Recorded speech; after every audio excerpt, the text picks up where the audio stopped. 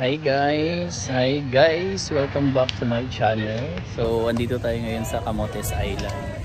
Andito tayo sa Tulang Diot Beach. So, ito yung paligid niya guys. So, ayan. Nasa ano lang, nasa 20 lang ang boat papunta dito. Saka pabalik 20 din. Tapos environmental fee na 20 din. May nag-celebrate ang birthday, surprise nila guys.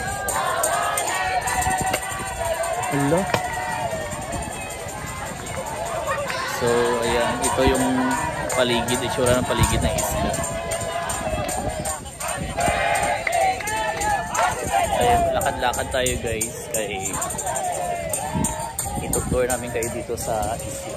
Pala kasama ko si Sir Jerry. Hello. So napunta kami dito mga 3 PM na kanina yun. Kasi nanggaling pa kami sa isang cave, Tinubo Cave. So ito yung seashore nila dito. Seashore.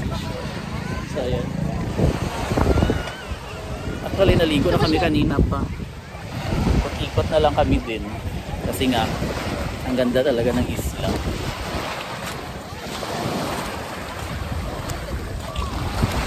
So ayan.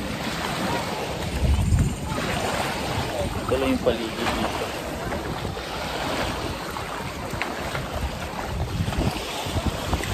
Dagat.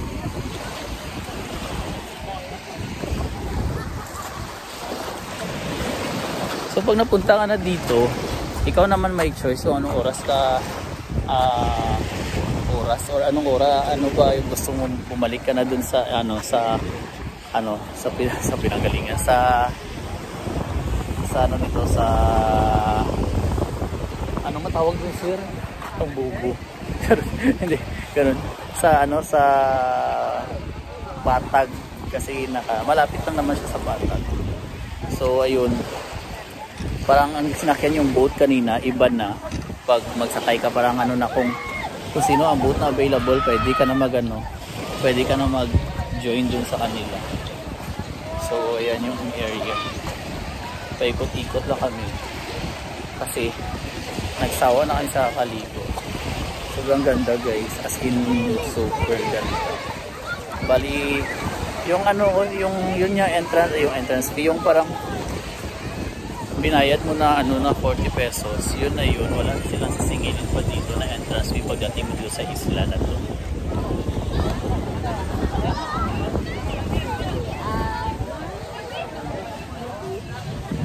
So madami yung tao.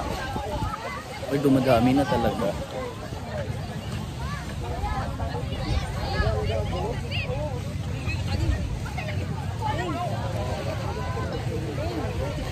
Ang ganda talaga guys, super ganda ng isla na to.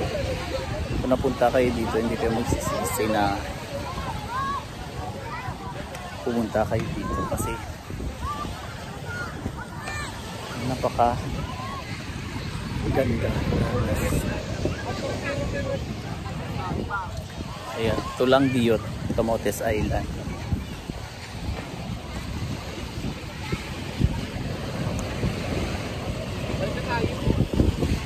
Para makapag-picture pa tayo doon, no?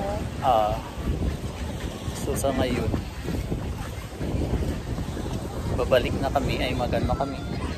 Balik kami dun sa mainland. Yes. Yun pala yung tawag dun. Kanina nahirapan ako kung ano sabihin ko dun. Mainland. Actually, So grabe. nice to stay here, guys. Kung maganda sana mag-overnight dito. Kaso sabi nila, wala daw kuryente dito.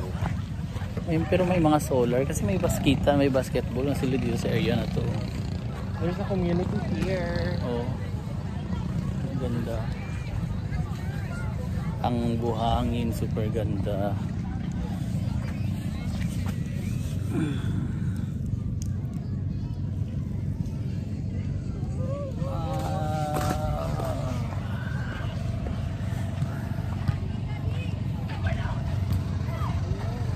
So ayan, kung na-enjoy nyo yung tour na to, don't forget to like and subscribe and share na lang din po ng video ito. So Tulang Diot Island, super ganda, worth it talaga na mapuntahan nyo to. So hanggang dito na lang guys, salamat sa panonood, hanggang sa muli, paalam.